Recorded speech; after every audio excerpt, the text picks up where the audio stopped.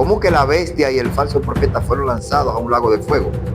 Para ilustrar realidades espirituales de la venida de Cristo, que era una venida para libertar a su pueblo, habría que ver que en ese tiempo fue que la bestia y el falso profeta fueron lanzados al lago de fuego. Gloria, honra y exaltación sean a nuestro Dios.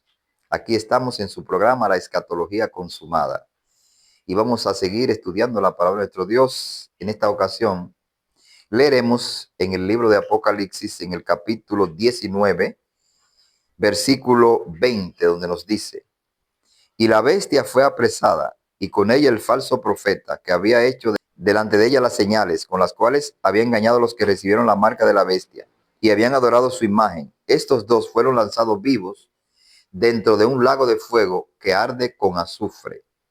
Y los demás fueron muertos con la espada que salía de la boca del que montaba el caballo. Y todas las aves se saciaron de sus carnes. Y en el capítulo 20, versículo 10 nos dice: y el diablo que los engañaba fue lanzado en el lago de fuego y azufre, donde estaban la bestia y el falso profeta, y serán atormentados día y noche por los siglos de los siglos. Primeramente, en el capítulo 19 se presenta a Jesucristo apareciendo en un caballo blanco. Eso nos da claridad de que cuando la Biblia usa símbolos para la vida de Cristo, no se puede tomar literalmente, porque Cristo no viene en un caballo. Y en otro lugar dice que él viene en una nube. Dice en el capítulo 14, un hijo del hombre sentado en una nube. 14 del 14 al 20. En otro sitio dice en llama de fuego. En otro sitio dice como relámpago. Entonces son figuras y una venida para juzgar a sus enemigos. Y vemos aquí que la bestia y el falso profeta dice que fueron lanzados a un lago de fuego. Según lo que nosotros hemos visto en el libro de Apocalipsis, la bestia se refiere al Imperio Romano bajo su emperador Nerón. Usted sabe que muchas veces en la Biblia se presenta los reinos como bestia, pero también los reyes. Por ejemplo, cuando leemos en Daniel capítulo 4, versículo 17, a Daniel se le presentan en visión 4 grandes bestias, y en el versículo 17 dice que son 4 reyes, pero en el versículo 23 dice que son 4 reinos. O sea, reyes y reinos están simbolizados por bestias. Entonces, en este capítulo 19, la bestia es Roma y Nerón. Y el falso profeta es identificado como el Israel apóstata. Entonces, juntos los dos, que se habían unido para perseguir a los discípulos de Cristo, porque nosotros leemos muchas veces en el Evangelio de los Hechos que los judíos acudían a las autoridades romanas para acusar a los discípulos de Cristo y entregarlos a las autoridades y encarcelarlos. Y aquí vemos que los dos son lanzados a un lago de fuego. Pero entonces entramos al capítulo 20, donde se nos habla del milenio. Y allí dice que cuando los 1000 años se cumplen, Satanás es suelto de su prisión y sale a engañar a las naciones y las reúne para atacar el campamento de los santos, la ciudad amada, y de Dios desciende fuego del cielo y los consume. Dice, y el diablo que los engañaba fue lanzado a un lago de fuego, al lago de fuego donde estaban la bestia y el falso profeta. Y dice, y serán atormentados día y noche por los siglos de los siglos. Bueno, aquí nosotros vamos a ver algunas cosas importantes. En primer lugar, queremos ver que no es muy sostenible la idea de el aniquilacionismo. ¿Por qué? Porque lo que vemos aquí es que la bestia y el falso profeta son lanzados cuando aparece el Señor, pero el diablo es lanzado al lago de fuego 1000 años después. Ya hemos hablado de que los 1000 años no son 1000 años literales, son un periodo de tiempo que vamos a seguir profundizando en eso. Entonces, pero no son lanzados juntos. Si la bestia y el falso profeta fueron lanzados cuando Cristo apareció en su parucía en juicio en el año 70, el diablo lo fue después. Ahora, ¿cómo que la bestia y el falso profeta fueron lanzados a un lago de fuego? No un fuego literal, sino que estaban bajo el juicio de Dios. Y la historia nos dice a nosotros que Israel fue castigado, los romanos invadieron a Jerusalén alrededor del año 66 y durante unos 3 años y medio por ahí estuvo el cerco hasta que la ciudad fue tomada, fue destruida y el templo fue destruido. Y ese fue el juicio. Pero entonces, ¿cómo se cumple que la bestia también fue lanzada al lago de fuego? Bueno, la escritura también nos dice, o perdón, la historia también nos dice que Nerón también sufrió el juicio de Dios. Nerón murió alrededor del año 69. Algunos dicen que él mismo se cortó la garganta, otros dicen que a él le cortaron la garganta. Él murió de muerte violenta. Entonces, en ese sentido, él fue también lanzado al lago de fuego. Y ahí entonces se cumple que los dos fueron lanzados a un lago de fuego, es decir, fueron juzgados por Dios. Con esto no estamos diciendo que cuando la gente muere no va a un castigo, sí. Ellos sí hay un juicio más allá de que cuando la gente muere y hay un castigo más allá, porque eso está bien claro, eso hablo de eso. Pero el asunto es que los dos sufrieron el juicio de Dios. La bestia, Nerón, y los líderes judíos, los religiosos judíos que persiguieron a los cristianos, que se opusieron a Cristo y que eligieron y prefirieron al César como rey, ahora estaban bajo el juicio de Dios y fueron castigados. Y según se dice, más de 1 millón de judíos perecieron en el templo porque estaban celebrando una de las fiestas judías. Entonces vemos en el capítulo 20 que luego echan a Satanás, dice, donde están la bestia y el falso profeta. Y serán, no dice será, serán atormentados. Entonces, si es cierto que cuando la persona es juzgada es aniquilada, ¿por qué están juntos? Si no fueron echados juntos. Porque nos dice, el diablo que lo engañaba será, dice, serán. O sea, refiriéndose a la bestia, al falso profeta y al diablo que los engañaba. De manera que el falso profeta y la bestia no fueron aniquilados, no fueron destruidos en el momento que fueron lanzados del fuego, sino que perseveraron ahí hasta que el diablo fue lanzado. De manera que aquí nosotros vemos entonces que aquí se crea un problema para el aniquilacionismo. Con esto, repito, no estoy diciendo que yo creo en un infierno eterno. Yo no creo en un castigo sin fin. Cuando la Escritura habla en Mateo capítulo 25, versículo 46, y los justos a la vida eterna, y los injustos al castigo eterno, al fuego eterno, esa palabra eterna es la misma palabra que en otros lugares se traduce como era, aión. O sea que puede ser traducida, los justos a la vida de aquella era y los injustos al castigo de aquella era. O sea, no quiere decir que es un fuego sin fin. Y cuando la Escritura habla, serán atormentados día y noche por los siglos de los siglos. Usted lo encuentra en Apocalipsis 14, versículos 10 y 11, y lo encuentra aquí en Apocalipsis 20.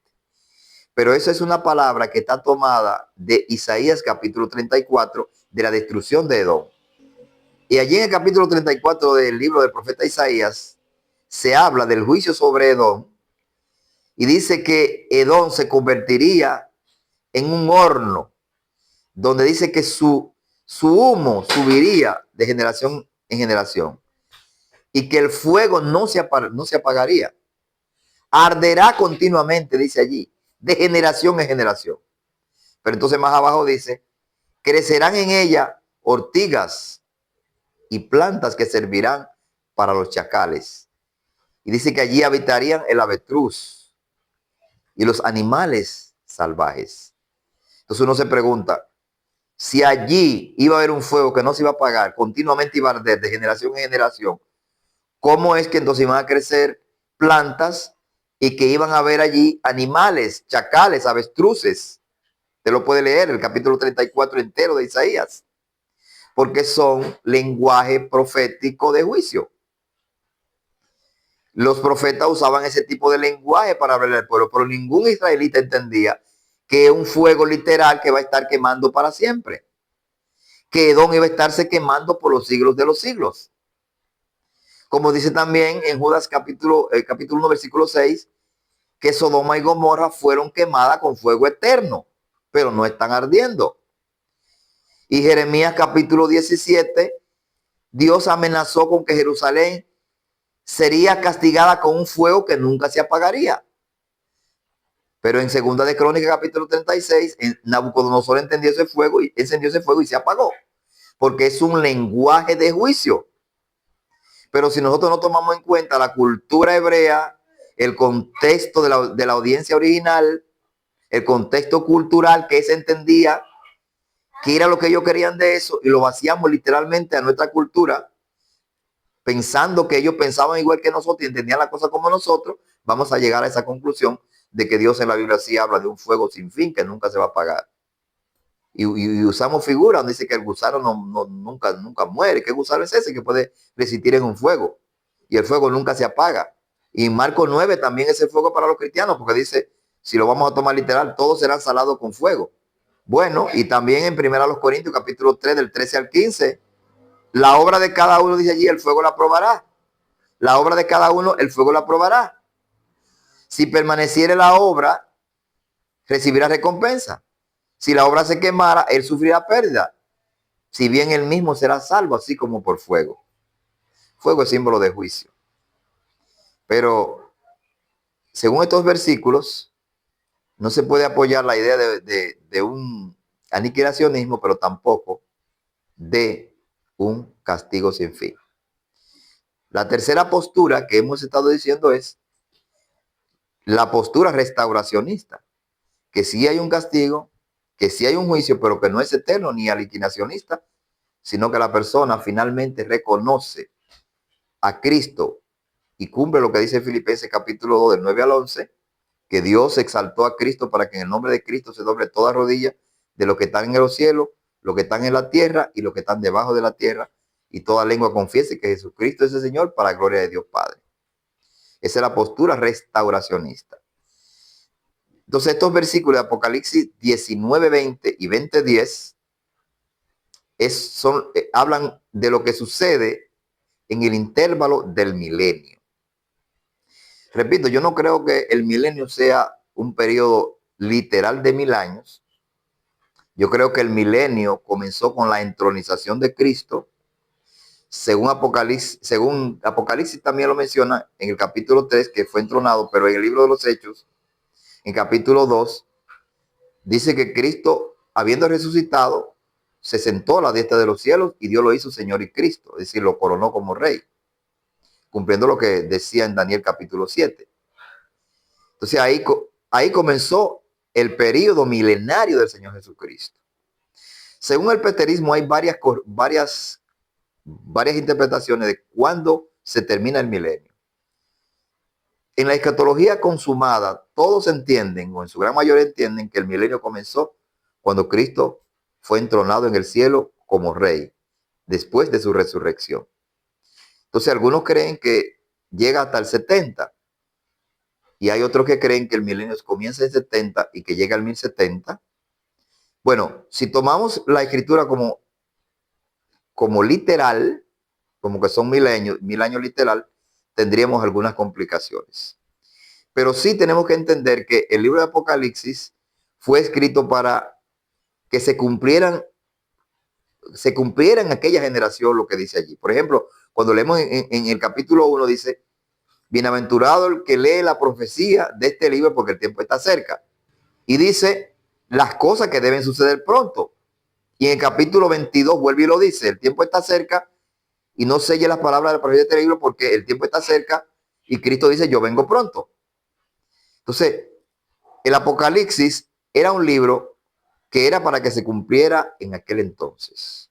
Ahora, ¿qué yo creo? Yo creo que el milenio comenzó con la entronización de Cristo en el cielo cuando resucitó, pero que sigue más allá del 70.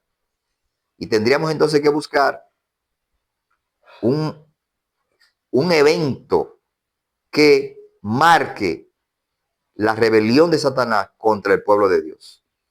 Porque allí en Apocalipsis 20 dice que Satanás ataca la ciudad amada, el campamento de los santos.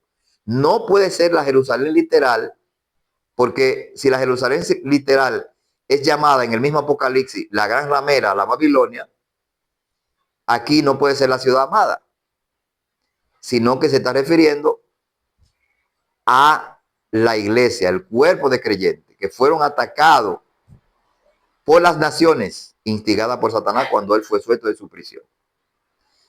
Entonces, yo particularmente me inclino por el 310, el 303 al 303, que fue una época de gran tenaz persecución para la iglesia.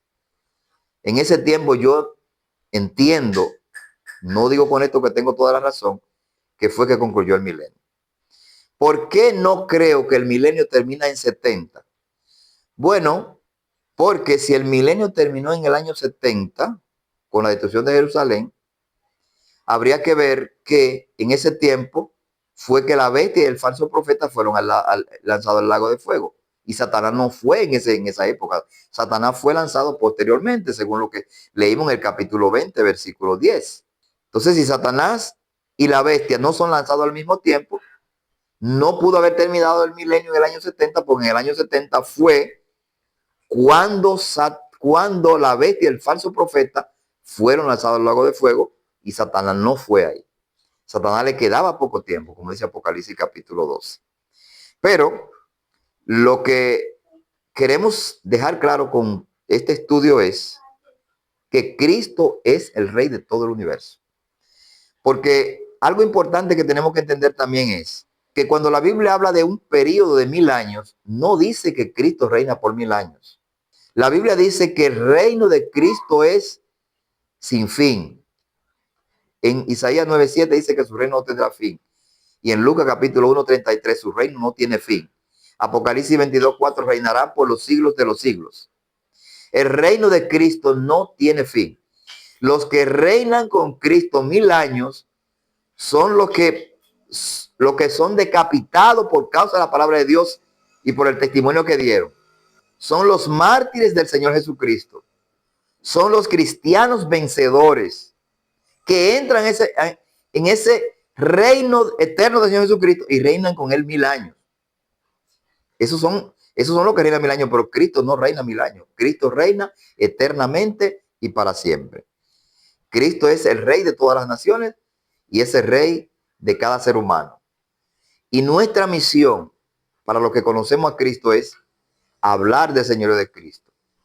Que otros puedan entender y voluntariamente someterse al reino del Señor Jesucristo. Y quiero terminar esta parte leyendo lo que nos dice en el Salmo 93. Salmo 93. Vamos a ver. Perdón, Salmo 96, versículo 3 y versículo 10. Salmo 96, versículo 3 y versículo 10. Porque Jehová es Dios grande y Rey grande sobre todos los dioses. Y dice en el versículo 10, deciden de las naciones, Jehová reina. También afirmó el mundo, no será conmovido. Juzgará a los pueblos con justicia. Israel, como representante del reino de Dios, debía dar a conocer el reinado de Dios a las naciones. Israel fracasó en su misión y ahora los que hemos creído en Cristo como Rey, tenemos la misión de decirle a la gente que Cristo es Rey, que se sometan a su señorío para que tengan paz, tengan vida y tengan vida eterna. Que la gracia, la misericordia y el favor de Dios sean con todos nosotros y que Cristo reine en nuestras vidas, en nuestra familia y en todo lo que nosotros emprendamos.